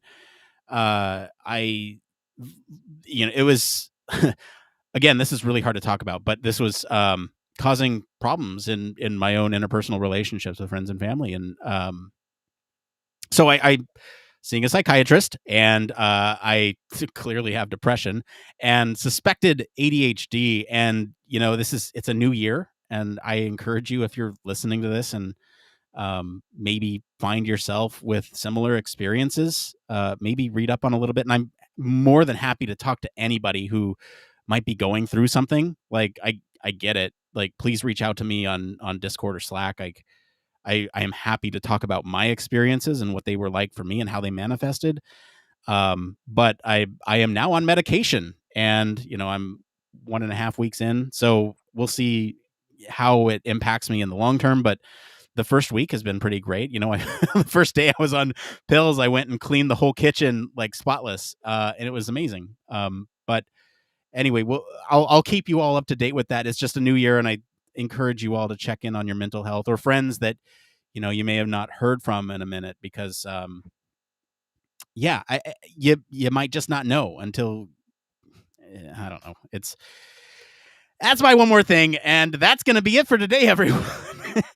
We'll end on that note. Before you do that, just really well done for being able to address it and talk about it. We don't talk about mental health enough, and it's stigmatized, and it takes people to have the courage that you've just shown just there to be able to show other people that we can talk about this like any other injury, because your brain is it's another part of the body, it's another muscle, it needs tender loving care, and that's what you're showing it. So thank you for sharing that with us. Thanks for the encouragement. Yeah, seriously, if anyone needs to reach out, please do. I know I might be just somebody that you listen to in your ear holes on a weekly basis, but please do. I'm happy to talk. Anyway, that is going to be it for today, everyone. If you like this episode and enjoy hearing about what some of what pandemic might be doing to some of our other behaviors, we invite you to check out episode 224, where we look at how remote working might foster innovation. We brought that up a little earlier. Comment wherever you're listening with what you think of the story this week.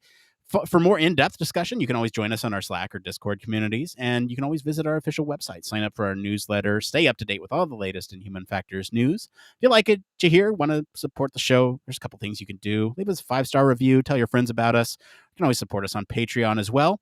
As always, links to all of our socials and our website are going to be in the description of this episode. And I want to thank Mr. Barry Kirby for being on the show today. Where can our listeners go and find you if they want to find out more about that engineering stuff? That engineering stuff can be found on Twitter at Baz_K, or listen to my Human Factors podcast, 1202 The Human Factors Podcast, 1202podcast.com. As for me, I've been your host, Nick Roome. You can find me streaming sometimes on Twitch when I do office hours and across social media at Nick_Roome. There's that mental health thing. Don't do too much that you can't handle. Thanks again for tuning into Human Factors Cast. Until next time, it depends. Wow, would you look at that? We came in right under an hour. So wow. I'm happy with that. I'll keep your editing happy. Yeah, that will keep my editing happy. Where's the Yeah, mental health's a bitch. If you're listening, please reach out. Like I can't stress that enough. I will go into some of that in the post show here. I just didn't have enough time to talk about it at length in the actual show. But like let's talk about it, because for me, I kept screenshot, like I found myself on Reddit, and I saw somebody's, I think it was a post like I don't care what anybody thinks, Adderall is like the best thing ever invented, and it was somebody with ADHD and Adderall helped them function.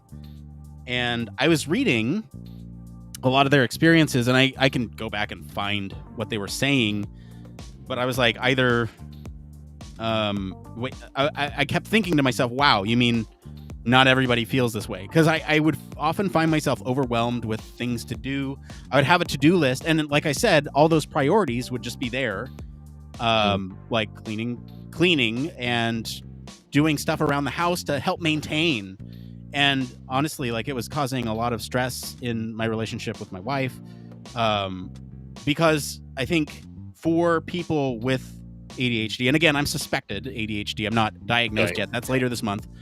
I will get officially tested on that, or evaluated, whatever they call it. But I do want to say, like, you know, there's a couple things that did resonate with me. I'm pulling up my screenshots now. The very first thing that kind of tipped me off to it was, again, that post. It said, you know, there was a comment on that post that says, my brain doesn't function normally. I don't know why I do the things that I do. I get into these patterns and thoughts and behaviors that I'm both consciously aware of but cannot stop doing. And that's something that really resonated with me, because I would know, like, okay, I gotta finish this thing on my phone before I get to something else, And one thing that I just wasn't even aware of or didn't think about was that hyperfixation on the task to complete the task before getting to the next thing is a symptom of ADHD. And a lot of that is kind of people think of the hyperactivity, where and it's true, I do start a lot of projects that I don't finish, and hobbies become sort of diminished excitement over time, and those are both symptoms. Yeah. But I think the thing to me is that the finding myself in these patterns where, like, I know I should get up and do the thing, I just can't. And so to me, that was the first thing. And I found a couple other things here. I'm going to go through them because I, again, just want to read these in case anyone else has similar experiences, because reading these was enlightening to me. I don't know. Someone said, my therapist once told me that people with ADHD spend their lives being punished for the scattered moments when they're able to focus. Like every week when I do a podcast, I'm able to focus during that because it's routine, right? For someone who's neurotypical, it's easy to see an instance of hyperfocus and assume that the person can do that all the time if they want to, and then mislabel that person's inability to do so in other moments as laziness or lack of consideration.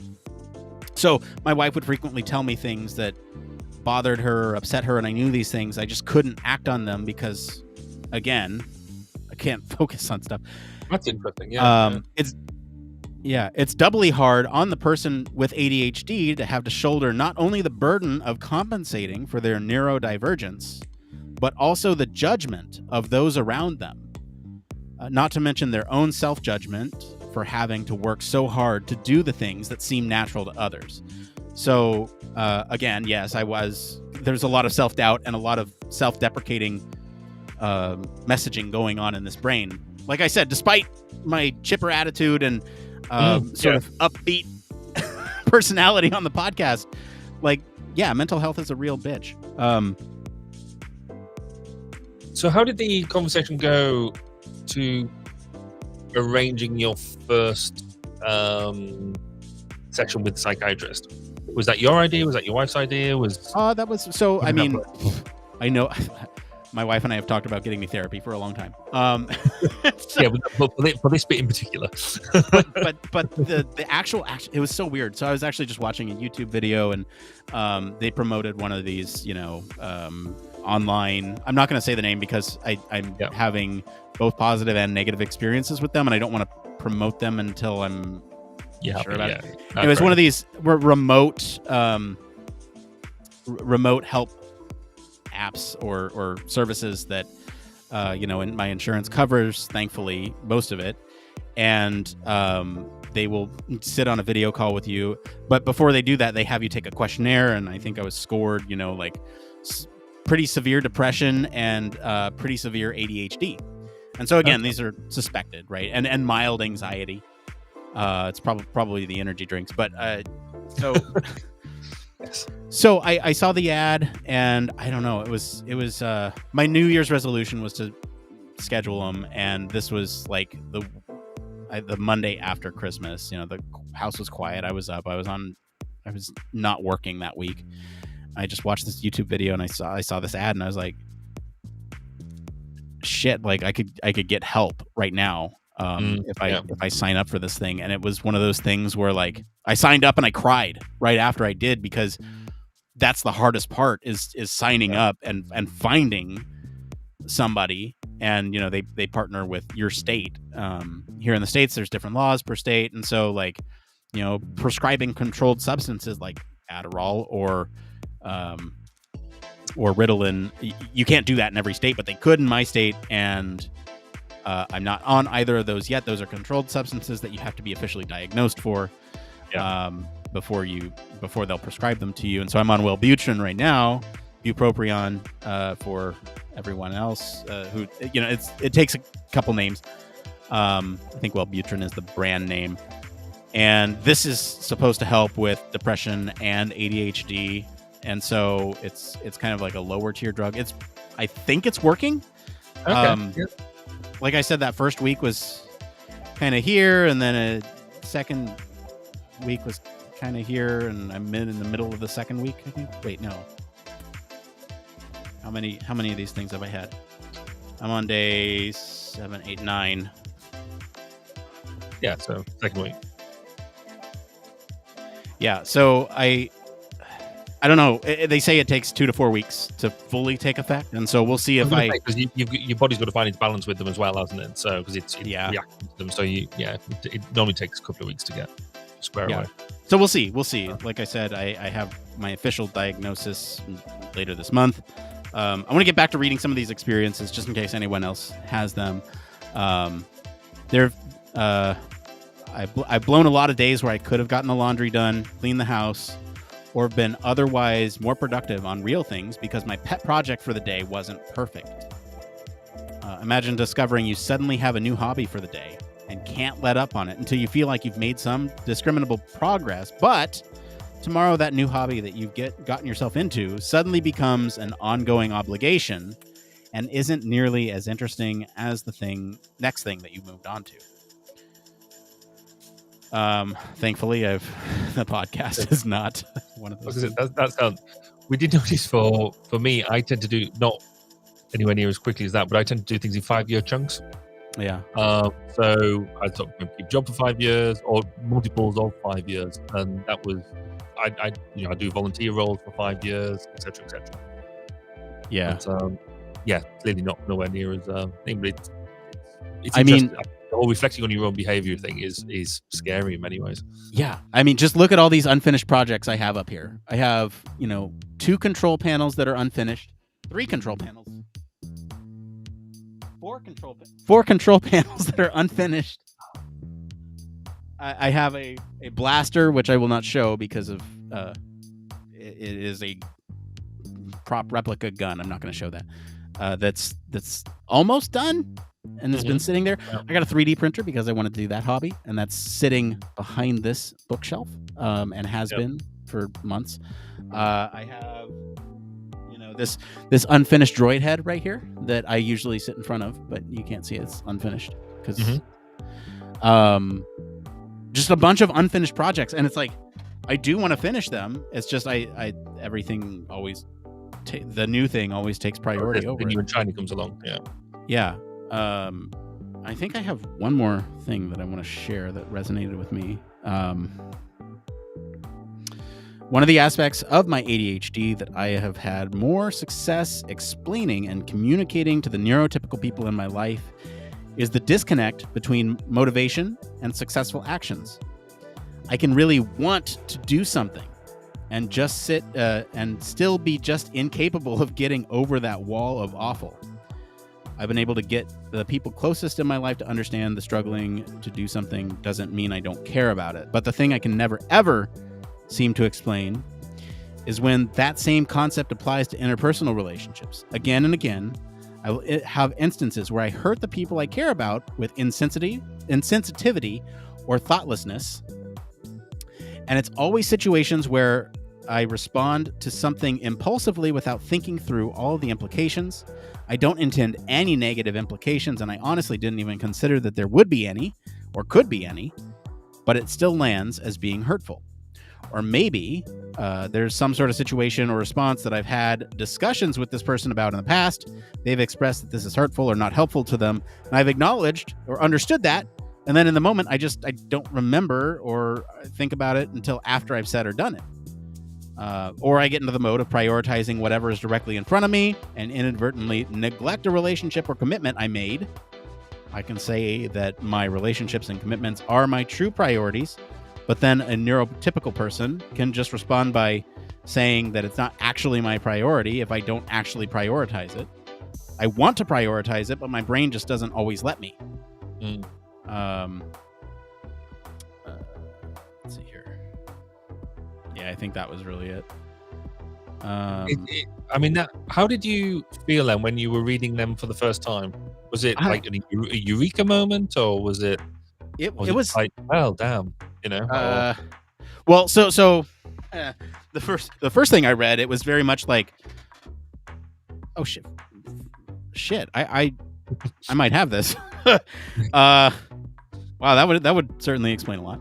And then, I started investigating, and I like I said, just reading other people's experiences and having those similar experiences was enough for me to go, shit, I think I have this. And I don't know. It's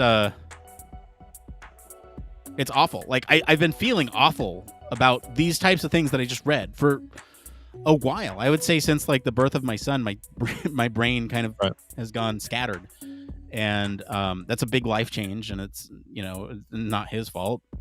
It's just there's a lot of adjustments that need to be made, and I think in that moment my priorities shifted so greatly because everything that I do is about protecting him and making sure that he has a good environment to grow up in, and that he's fed and has a roof over his house and all that stuff. And so like my priorities were no longer about me and my hobbies or anything like that. And I think somewhere along the way, the wires got crossed, or the chemicals have not necessarily worked the way they were supposed to.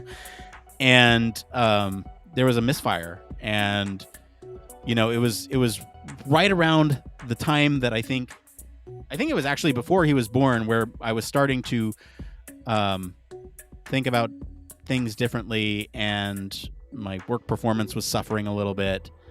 And it was like all those things that I just described applied in a work setting as well, and that was really bad. How old's your son now? He's 2.5. So this I've been dealing with this, I guess, for almost 3 years. I was going to say, when my youngest daughter was born, I went through quite, because I wrote about it at the time, male postnatal depression, and triggered by my daughter. It didn't happen with. I've got 3 kids. It didn't happen with any of the other 2, and that was such a profound experience.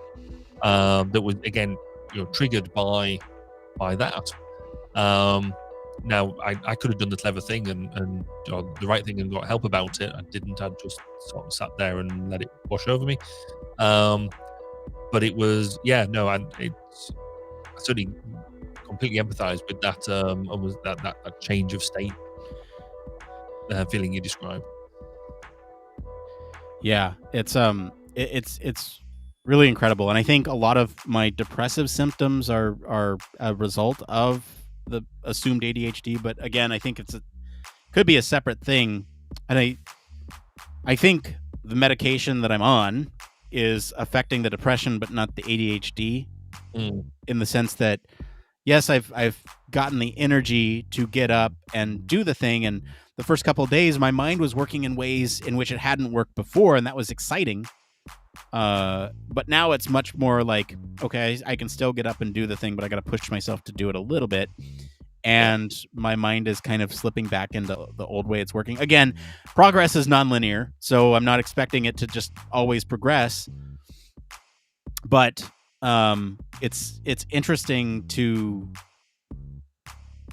try to parse apart the differences between those two, because to me the depressive symptoms were very much like, not having, lack of energy, not being able to get up and do something physically because you're just depressed. And the ADHD is the way your mind works. And so I keep going back to this, but the first day I was on them and I was cleaning the kitchen, I was like, I would look at something and go, oh, this is an empty bottle. I need to throw this in the recycling. And then task would not be interrupted. I would just throw it in the recycling and get back to what I was doing, be interrupted, be able to go do that thing, come back to what I was doing. And it was like this, it felt like a superpower, honestly. But since then it's been like a little bit more sluggish. I don't know. It's just really interesting the way it works. But I feel like the depressive symptoms have certainly subsided on this medication, because it's like, yeah, I can get up and do it. It's not like I'm just laying on the couch doing it, right? Yeah. Are you keeping a journal? I wrote after the first couple days because they were amazing. Yeah. Haven't written about them yet, but I'm talking to my therapist on Saturday. So that will be my first kind of real introduction to them, and I can talk about all of it then. I just wanted to document it kind of in the moment. But yeah, it's really interesting experience, and hopefully somebody who's listening to this finds this helpful. And like, I'm happy to, if anyone reaches out to me in private, I'm happy to talk about the service that I'm using and kind of what those pros and cons were. Again, still kind of working through that. Like, I've had an incredibly positive experience. My wife has not had she's had a horrible experience. And so it's like, we're still working on whether or not we like it or not. Okay. So, yeah. But no, like, as I said earlier, I think it's, we need more people to be talking out about their experiences and things like that. So, as you say, even if just one person listening, that's the hope on that, and then is able to go, that sounds a bit like, even just a little bit, that sounds a little bit like me, and then is able to go and reach out. I think you'll have done somebody a massive service.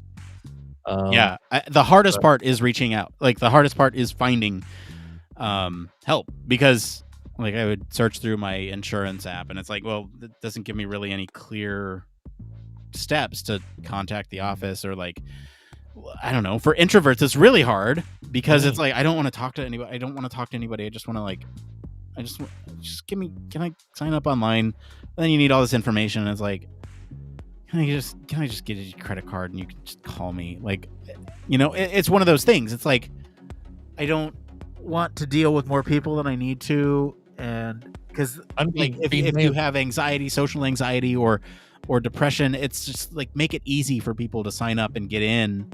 Yeah.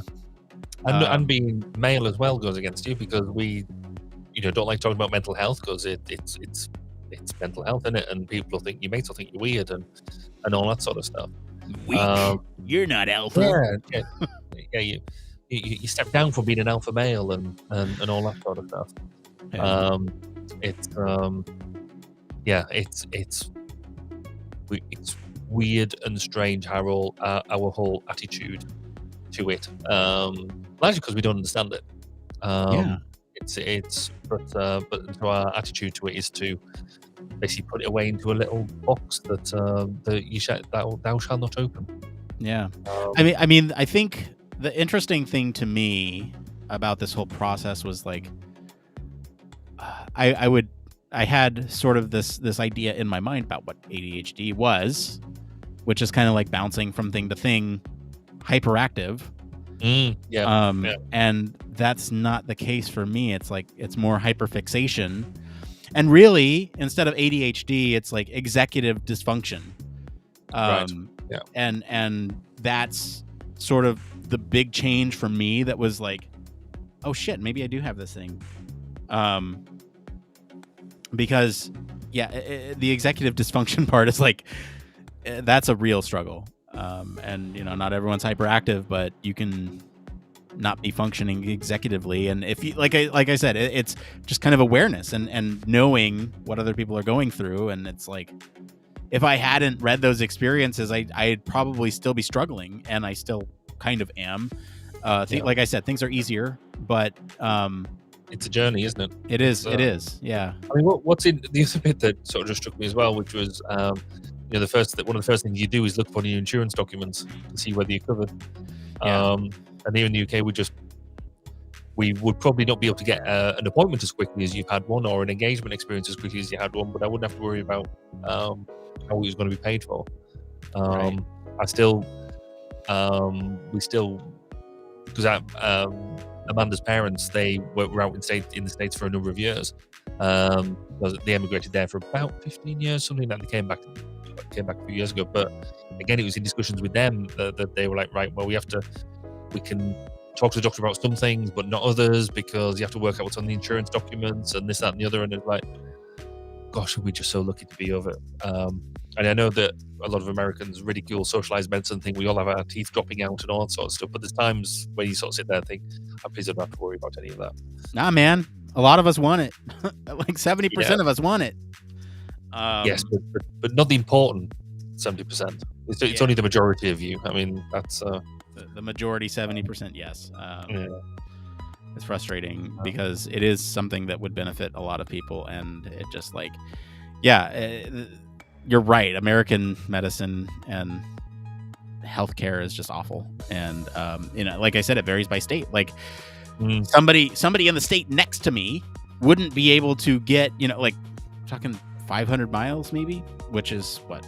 Kilometers, sorry. We do miles. You do miles, okay. But I think your mile isn't your mile slightly bigger than my mile? I don't know. Or something like that. It's slightly different, but anyway. So someone 500 miles away from me, or even the rules even change. Like I'm on the border of Oregon, and so it's like somebody in Oregon, like 15 minutes away from me, might get different treatment because they state laws, right? Although Washington and Oregon are pretty similar in political makeup, and so you go east to Idaho, that's very different, and so they might have something much more restricted. You might not be able to do those controlled substances through an app. You might need to go see somebody in person, and then that's a whole nother hurdle. It's just like, it sucks. It sucks. The whole process sucks, especially for people who are having trouble even getting the motivation to do it. I mentioned it. I cried after I signed up. I was like, you're good to go. Your appointment's on this date. And I was like, oh my God, it's happening. You've actually done it. Yeah. Like, and it took me maybe 10, 15 minutes to do it. And that felt good. again, we're having both positive and negative experiences with the service. Which, you know, for somebody like my wife who deals with anxiety, it's an incredibly anxiety-inducing I can imagine experience for her, and it's just it's like maybe we don't want to do this. I don't know. Anyway, we'll find something that works. I think the most important thing is that knowing is half the battle. G.I. Joe, right? Anyway. Well, yeah. I mean, at the end of the day, you've taken that first step. You've recognised that there is something to address. And now you're going on that journey of like, okay, you've taken a first step. This might be a half step. You might need to go and go diagonally to maybe another provider or something like that. But fundamentally, you've done the hardest bit. So the rest of it is now just to plan it out, figure it out. But you've actually recognised that there's a problem in the first place. That's amazing. Yeah. Yeah, it's a crazy journey. I'll be sure to update you all as things happen, but hopefully somebody listening finds this useful or gives them the courage. I'm almost tempted to like make this not, well, I guess anyone can go and watch it, but like only patrons will hear the audio version of this, which is kind of unfortunate. Yeah. But maybe one of our patrons will hear it and think to themselves that yes, I should go get help. But anyone watching can certainly listen now, and if you are, I keep offering, but please reach out to me. I know it's a hard thing to do, and there's just I can be a resource. I get it. Good shout. Well done. Yeah. Okay, I want to test this thing out one more time. Battery's been charging. Maybe it'll be a little bit brighter. I just want to see it one more time. It feels really solid in the hands, I gotta say. Like, this thing is... Yeah, there we go. Ooh. Are you able to switch the lights off in your? I can. Yeah, give me a minute here, so I can. Get the full effect. Yeah. Let me kill the lights here. So we got the lights. That's cool. Oh, that's cool. You can almost do that. Do you go on TikTok at all? So my wife has it. I don't have the app. Okay.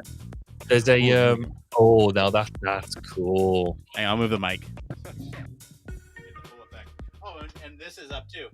Oh, that's true. Yeah, that's cool as well. Oh, nice. See, they're the sort of effects. So if you get your wife to look at TikTok, and there's this thing around being able to putting the halo that you put around a cam. Oh, that goes does that go multicolored?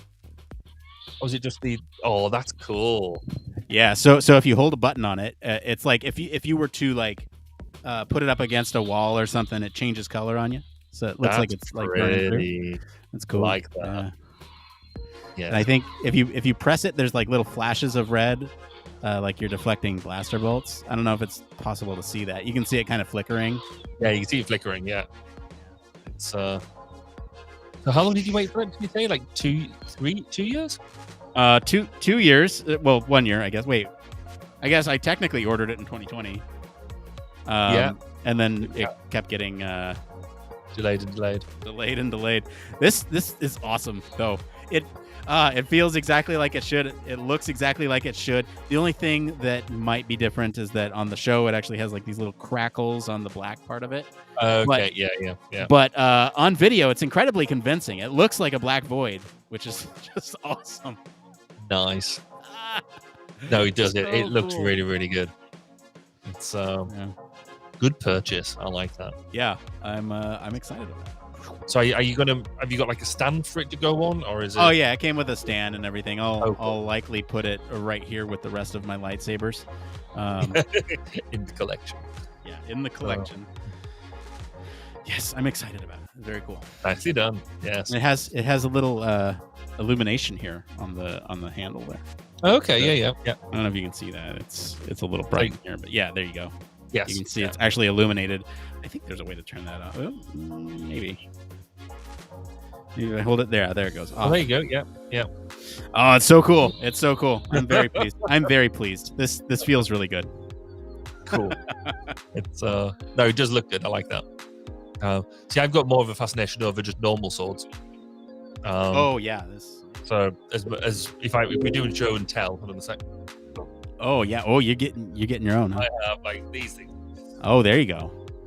But I've only got a couple of them at the moment, and in fact, because I got into 3D printing as well, I started 3D printing a whole lot of them. I'm going to try and get this up behind the screen without plugging it through the screen. This is where it all goes wrong. Oh, there we go. Hey, it's still live. So I could then use a 3D printer to create holders for them. So they've got wall mounts. But then I started using them to 3D print actual swords from things like Game of Thrones and stuff like that. So, which kind of work sort of well, but not amazingly. So I'm going to go back to actually just buy normal swords again because so they're on the front of them because I didn't think having them in the background on podcast recordings was probably a good idea. But yeah, we'll see how that goes. All right. Well, it is 4 o'clock my time, which means it is just about midnight for you. And I think we'll go ahead and wrap up here. If you've been watching, hanging out with us, thank you for doing that. Really appreciate the live folks who are hanging out here. And we'll be back next week to talk about something. I don't know. Look out for the Twitter poll on that, and we'll get you all voted on it, and we'll be here next week. Talk about mental health and all that stuff again. Or dark sabers if you want to talk about that too. That's fine. Whatever. Talking about castle. I'll tell you about castles next week and what I'm doing with castles. That'll be interesting. Ooh, yes, I am interested. All right. Well, thank you all for watching.